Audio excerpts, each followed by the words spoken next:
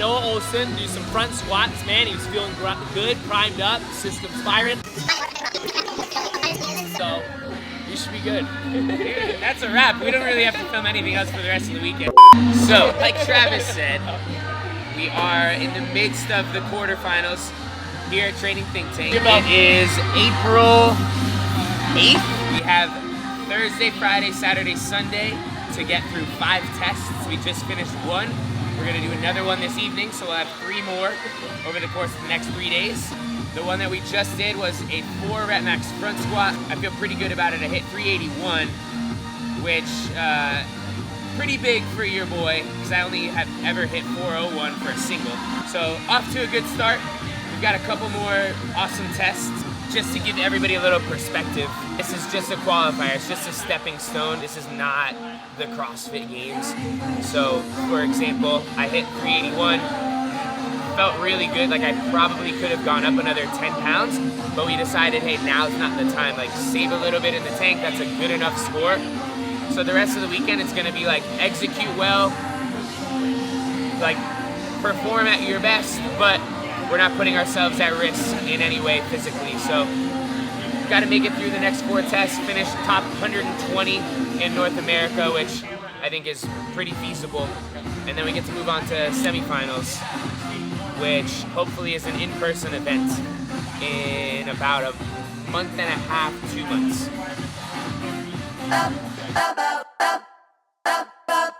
Gonna get a lot of dough. Anything is possible. Turn me up in the headphones? Yes, very well. Yeah. Just 60 heads up total, right? What's that? Just 60 total, right? Handstand push-ups? Yeah. Yep. Just 60. Oh man, I got a lot of goals. Stack that bread and vomit nose. Anything is possible. Yeah.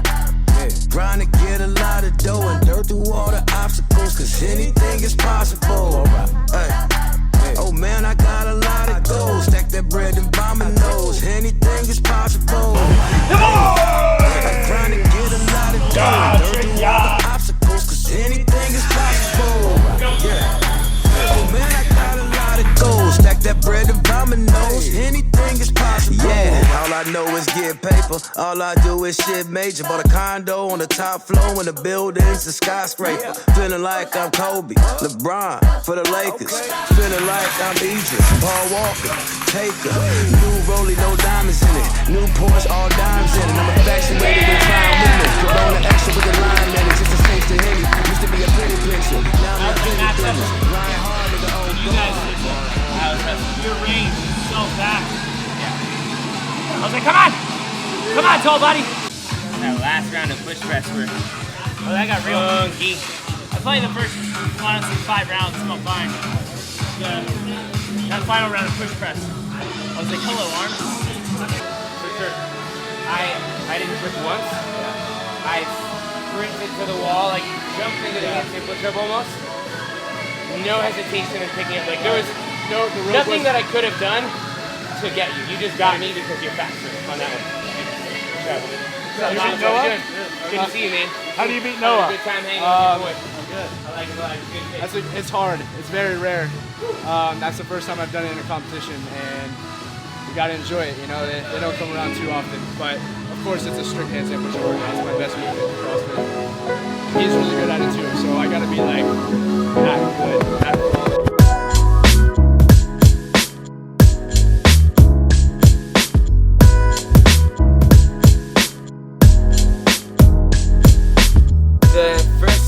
Being as short as it was, I think was kind of a test of execution more than it was fitness. Obviously you have to have a pretty high level of fitness in order to really move through that quickly, but a lot of people are not really gonna get held up by 10 handstand push-ups, 10 shoulder to overhead, 50 double unders. Like tons of people can handle that volume. So it was all a matter of like how quickly can you put the dumbbells down, get right on the rope, put the rope down, sprint back to the wall. Jake ended up getting me by I think 2 seconds, and I said to him, I really don't think, there are some workouts where you look back and you're like, oh man, if I would have done this, I could have got him.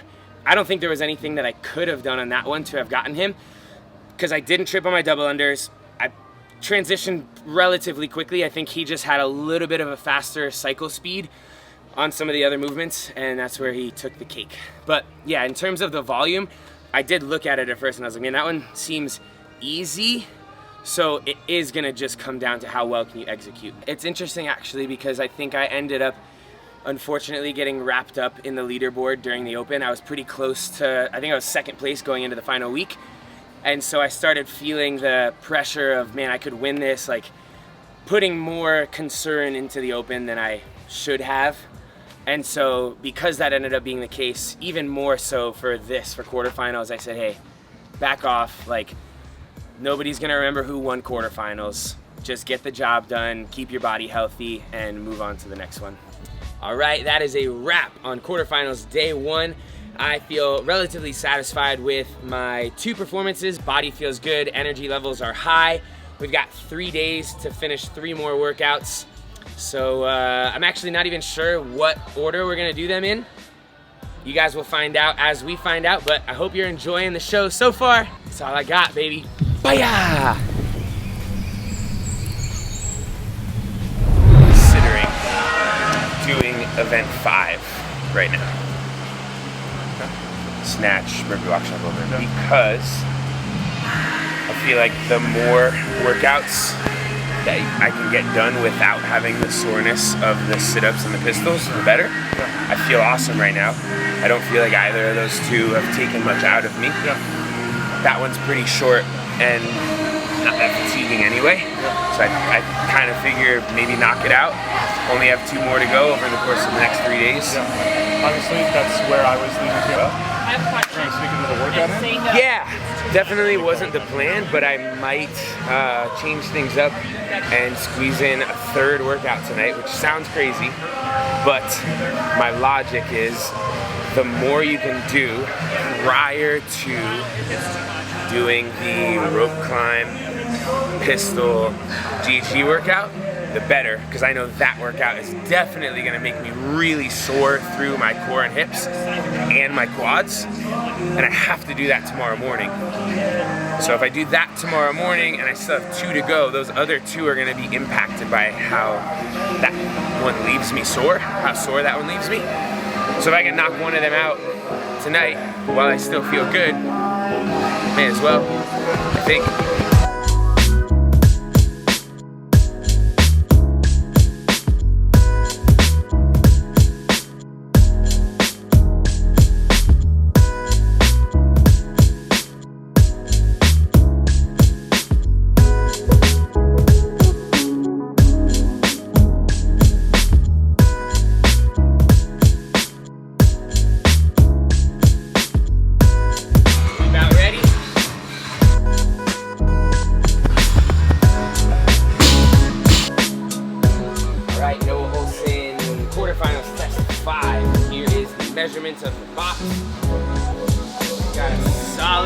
30 inches and 5 feet.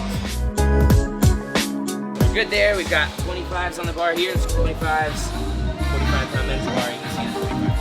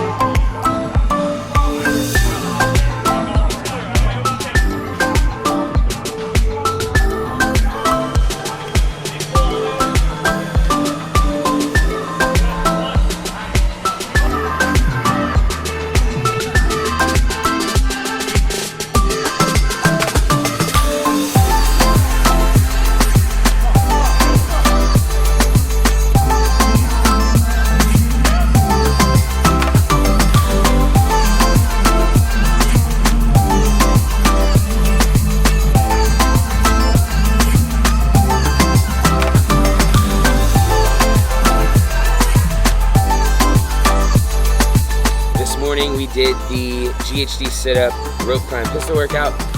I actually felt not excited about my execution in the middle of it. I felt like I was going really slow on the sit-ups, like I really felt my core kind of blowing up. But I made up some time on the pistols, and when I finished, Max actually thought that that was one of my better performances of the weekend so far. He thought that would be a top score. So that was reassuring that I didn't underperform, even though I was kind of thinking that in the middle of it. But man, thus far, that's 4 out of the 5 tests that I've felt like I executed really well and put up some good scores, and that's all that matters. I'm gearing up to hit the final workout of the quarterfinals. It is going to be the wall ball row piece, 120 wall balls into a 120 calorie row. I feel confident in that because we did 150 unbroken a couple weeks ago, but I will say that a couple weeks ago I didn't have this core and quad fatigue that I'm feeling from this morning doing test number 2, which was a whole lot of GHD sit-ups, pistols, and rope climbs. I don't think it's going to impact me enough that it will change my score much, but I'm actually really looking forward to doing this last one because that means I'm done for the weekend, and it's only been 2 days. So I'll have 2 days additional to just kind of hang out, have fun, cheer everybody on through whatever they've got left. You go.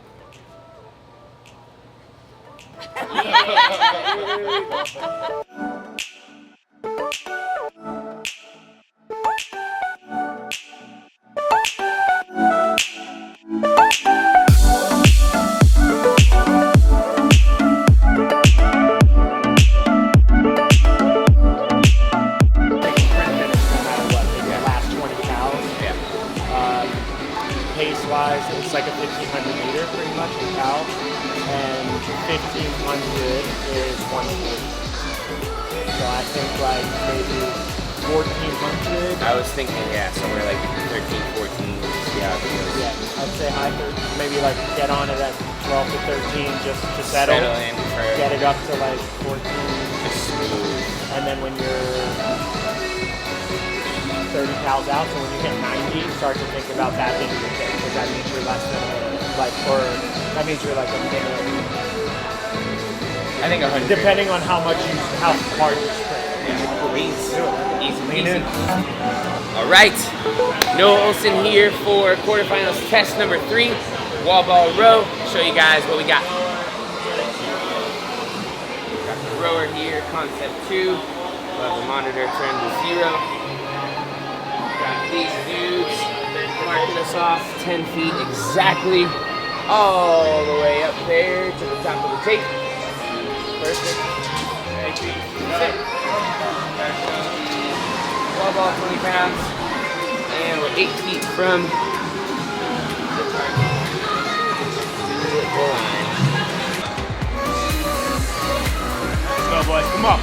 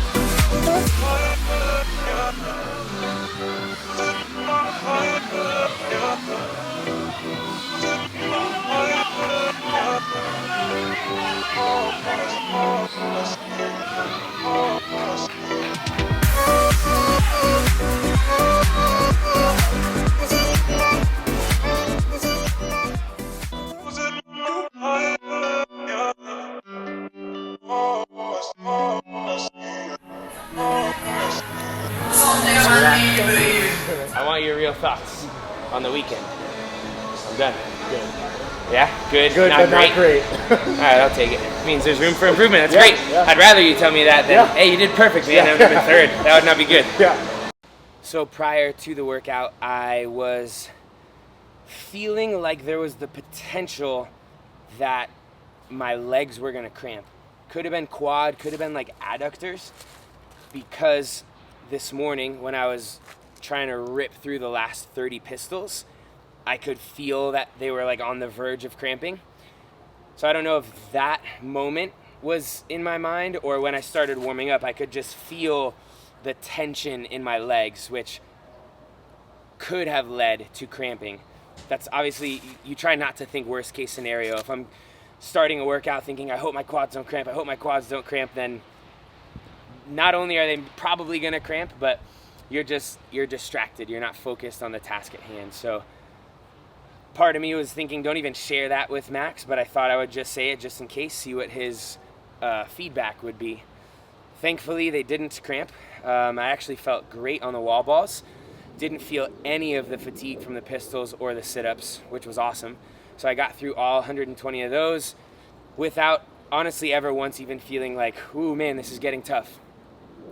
And then when I sat down on the rower, I was a little bit fatigued overall. I think breathing heavy from doing the 120 wall balls and wasn't quite as powerful as I would have wanted to be. I wanted to be holding 1,400 cals per hour, and I think I was hovering around 1,380. So, and 1,400 is an arbitrary number. I don't know where we came up with that. So it's kind of silly to be disappointed that you didn't hit this totally random number that you picked out of thin air. But all in all, I think I am 97% pleased. I think it was good execution. I didn't make any mistakes, I just wish I could have rowed a little faster. And that means that I need to get better at rowing, which is a good thing. You know, I was saying to Max, if it was perfect execution and I ripped it and crushed it, then that would mean I probably didn't have a whole lot of room to improve. Knowing that there's room to improve is great because we got 3 months to make those improvements until the games. I knew we had 4 days, Thursday, Friday, Saturday, Sunday, to get through 5 tests. It would probably make sense for most people to spread them out and do like 2, 1, 1, 1. But we're used to training 3, 4 workouts and sessions a day. So doing less than that obviously would have been unnatural. It wouldn't have felt right. I would have felt like I had so much pent up energy and probably would have been anxious and wanted to do more. So I think getting them done in a format that I'm used to, a format that at a competition, you're never going to do just one workout on a day. You're going to have multiple workouts. So being able to prepare myself for the sanctioned event in a month and a half, 2 months is probably a better way to go. There is a competitive part of me that always wants to win, whether we're doing the Open or quarterfinals or just one of the throwdowns here at Think Tank. I always want to win, but keeping the big picture and the end goal of the CrossFit Games in mind, I'm gonna leave it where it's at. I've done all 5 workouts. I executed them well. There are places where I can improve, which again is exciting. And I think being able to move on and start to work on that stuff is where my head is at. I think if I would have waited till Saturday or Sunday to have done any of the other workouts, there's the potential that I would have been even more sore. And again, it would just delay by a day when I can get back to training for whatever sanctional I'm going to or the CrossFit Games. So I'll take tomorrow off, hang out, cheer everybody on. And who knows, if I'm feeling really good, maybe I'll just jump into a little bit more fitness. But I would say next week, we'll probably do a little mini taper and then really start to ramp things up and like get into games training mode.